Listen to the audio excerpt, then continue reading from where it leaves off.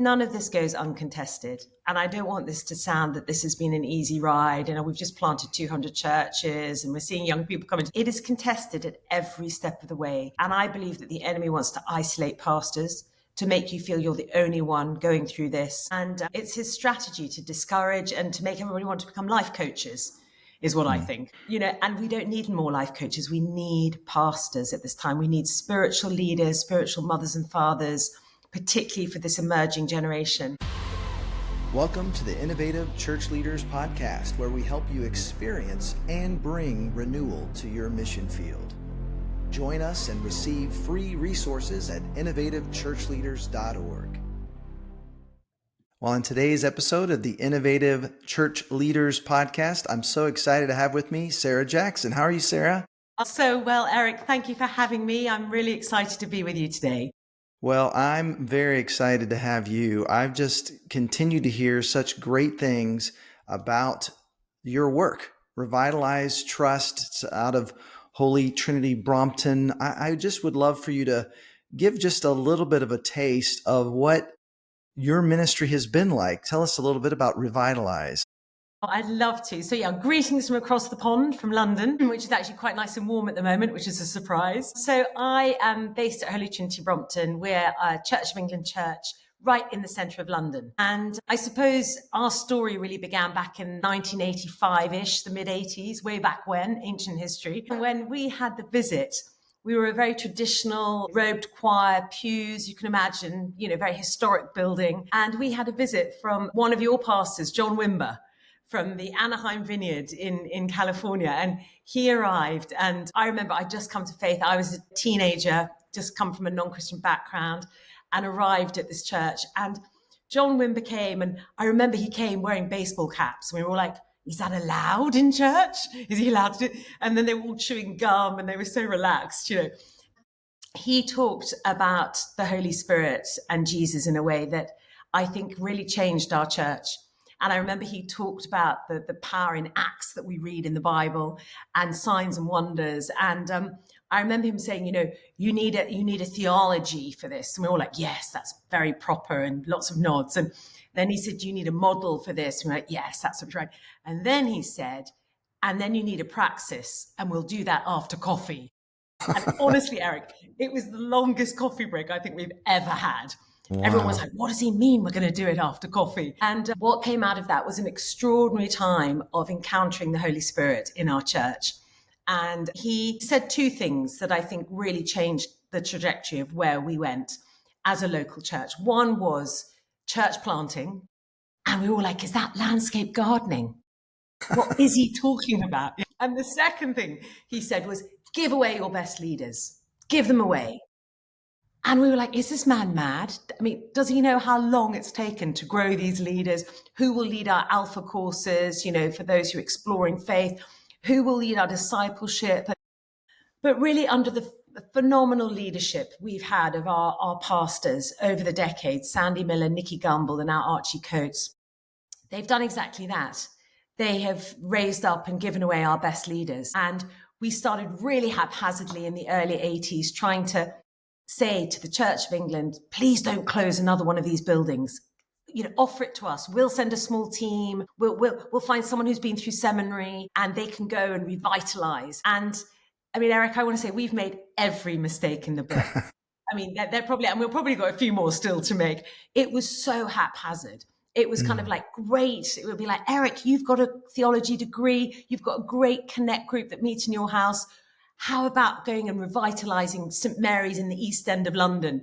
No training, no money, just masses of encouragement. Like, you'll be brilliant. We'll see you in the summer. You're going to do a great job, And so really, we planted and revitalized churches once every 5 years. It was like pulling teeth. It was such hard work.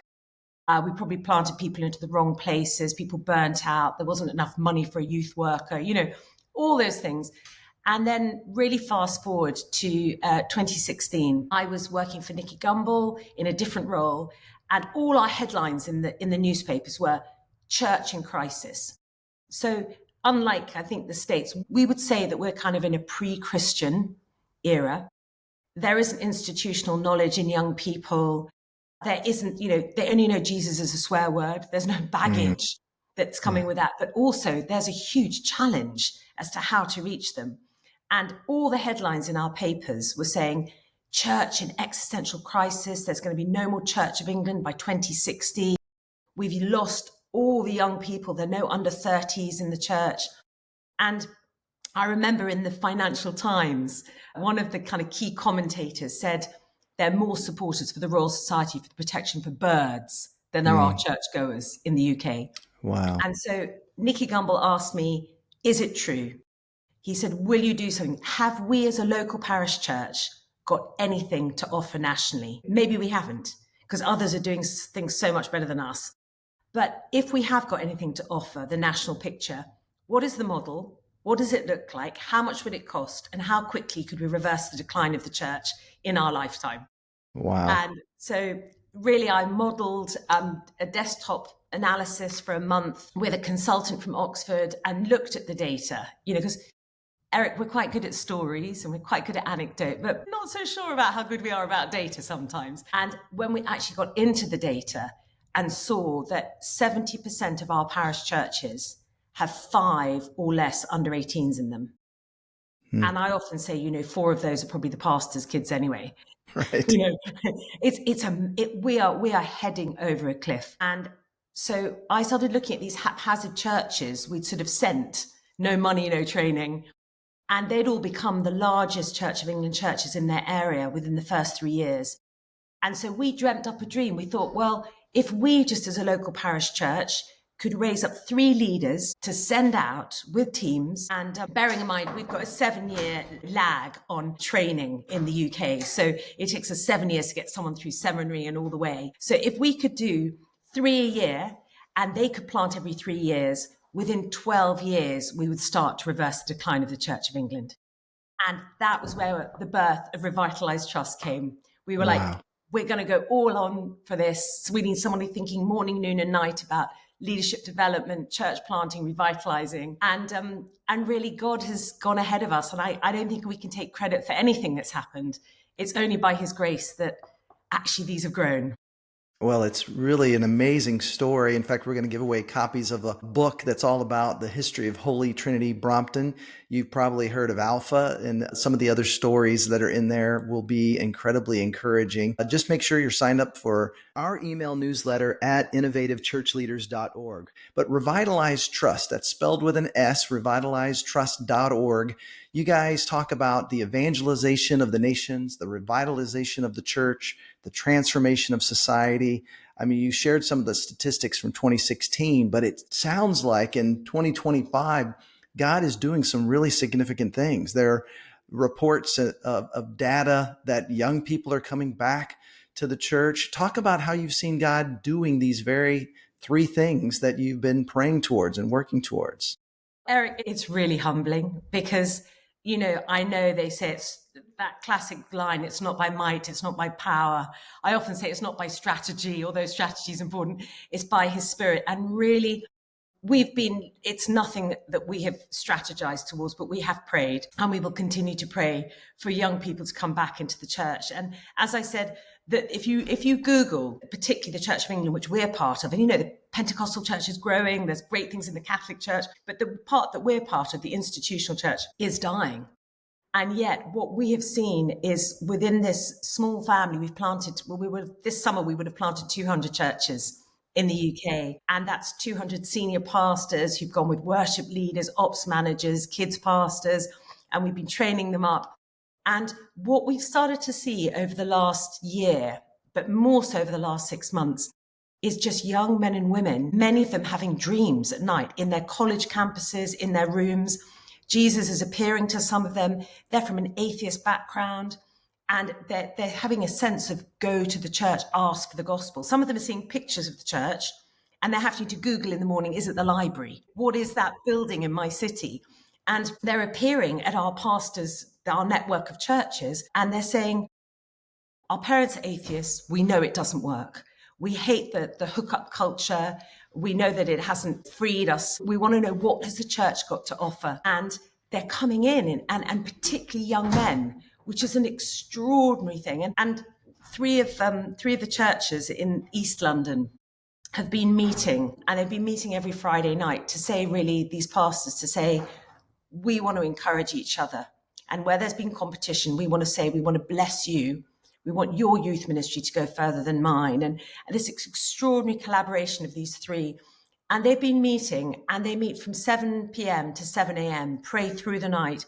Wow. And Friday night is party night in London. Yeah. And they have up to 900. And over Easter, they had 3,000 young people pray through the night, prayer and worship, crying out to God for the nation, for their generation. And this generation is extraordinary, Generation Z. Mm.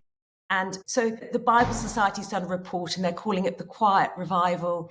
I don't want to overstate what it is, but all I can say, whether they're low-income areas, I think you call them projects in the US, whether it's our churches on projects saying 10 young men just came in from nowhere off the street and just started to ask, what is Christianity? Who is Jesus?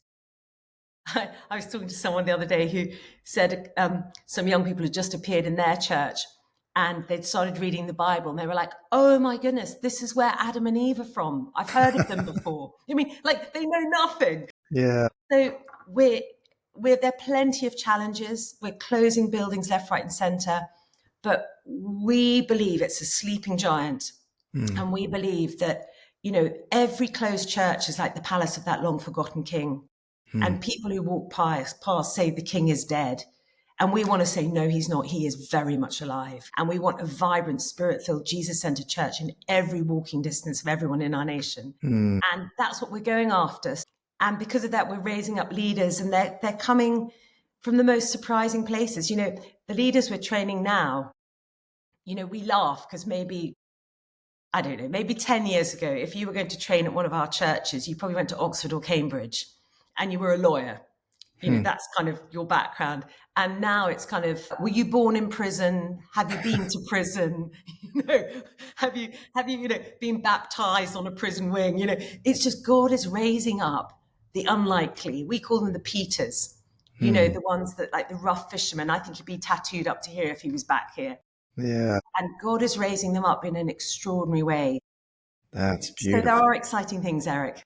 Well, I'd love to hear more, just to encourage us. If we would love to see more of God working in this way in our mission field, what are some of the things that, once you kind of launched out in 2016, that you think would be critical for us to emulate? Obviously, connecting with the heart of God, but what are some of the other ways that you think God is at work and could guide us along the way as well?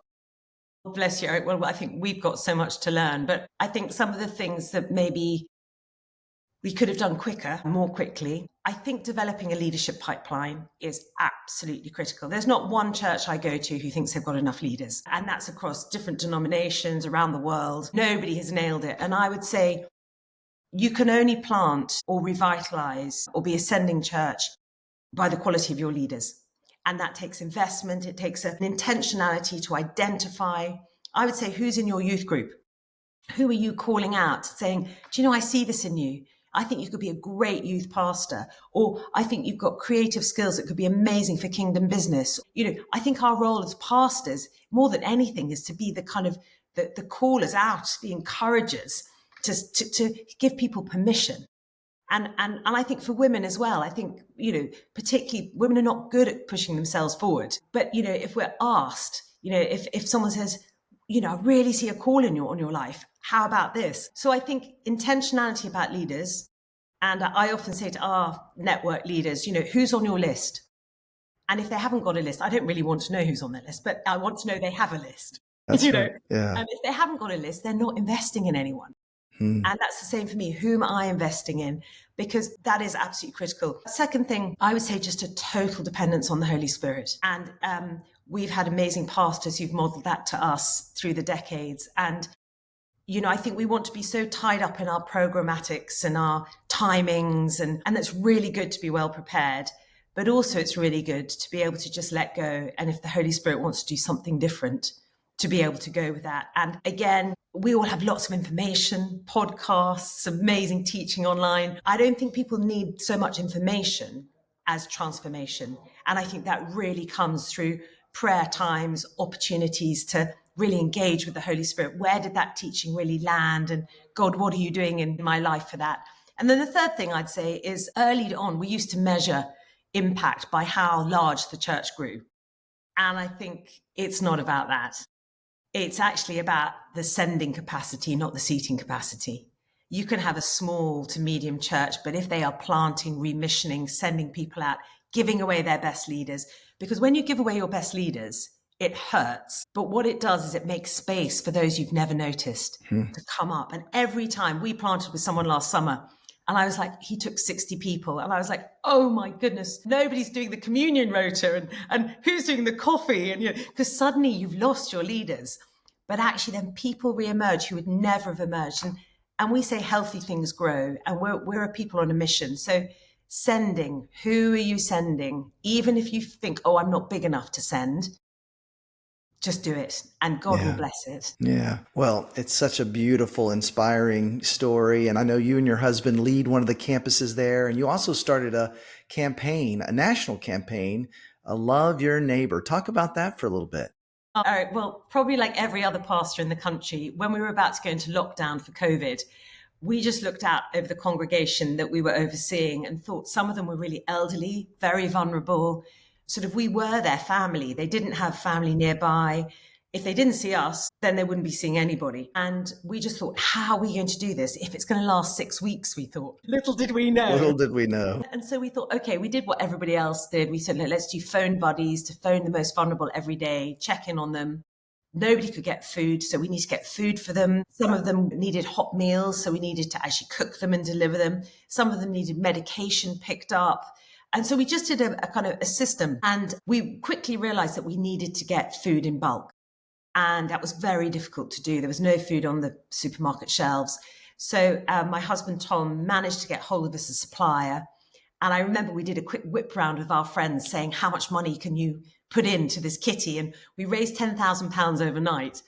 And we were like, shall we spend it all on food? Or if this thing's going to last 6 weeks, should we eke it out over the 6 weeks? And I remember Tom saying, if God is in this, he'll give us more money. Let's just buy all the food we can and we'll work out how we do it. And so we put an order in for £10,000 worth of food.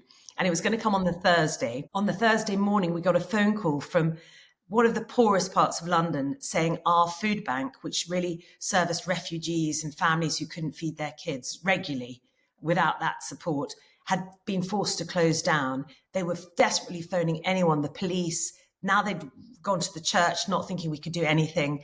Could we help? And we said, well, it just so happens we've got £10,000 of food coming or something. So it started really us being able to start to give out to churches food provision that they could then package to the most vulnerable, the people they knew in their communities. And they could start putting a little card in saying, love St. John's, we're here for you. How can we help you? How can we serve you? And that same week, we went online at HTB. We'd never been online for our service. And Nicky Gumbel decided to put Love Your Neighbor, which is what we called it, online, because that's what we were doing. And we got 10 phone calls from 10 different cities saying, we want to start as well. Can you help us? And we were only just a little bit ahead. So we then went to 10 cities. We then had 27 cities within a month. We then realized that the government was starting to want to fund us. Local supermarkets wanted to give us food. So Nicky Gumbel said, this is too big for us and our network.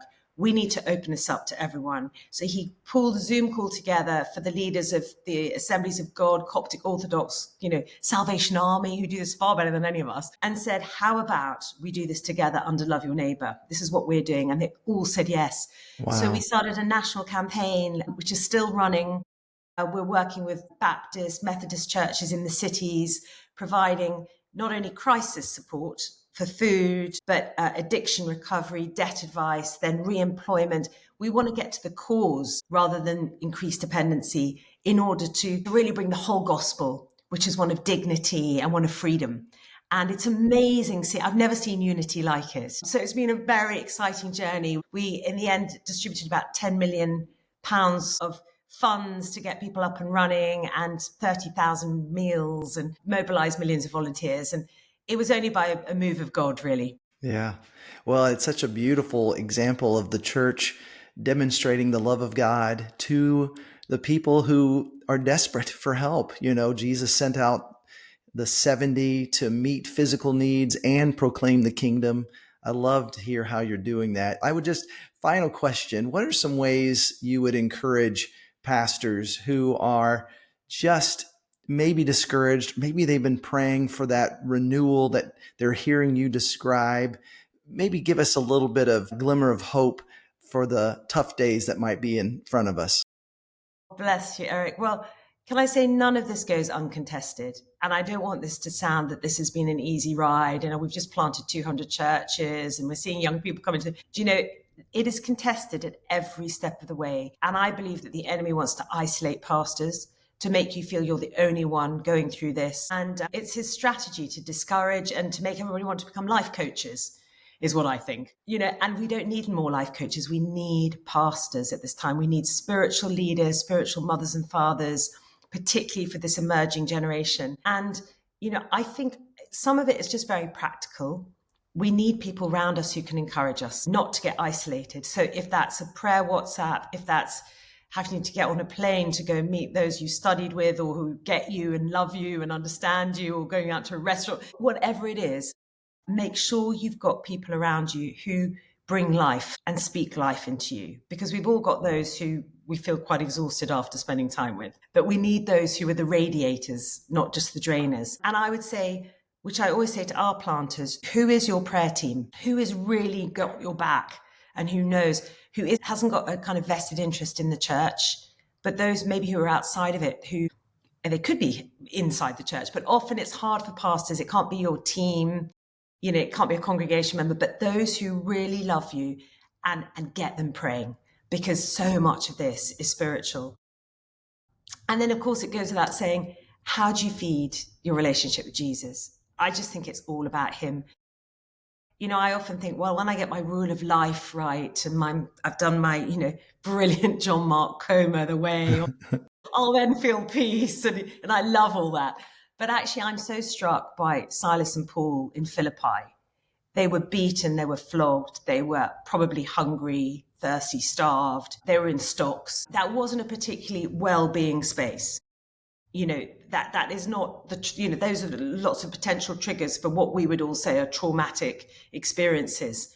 And I don't want to diminish those, but it's not conducive to spiritual health. And yet, what do?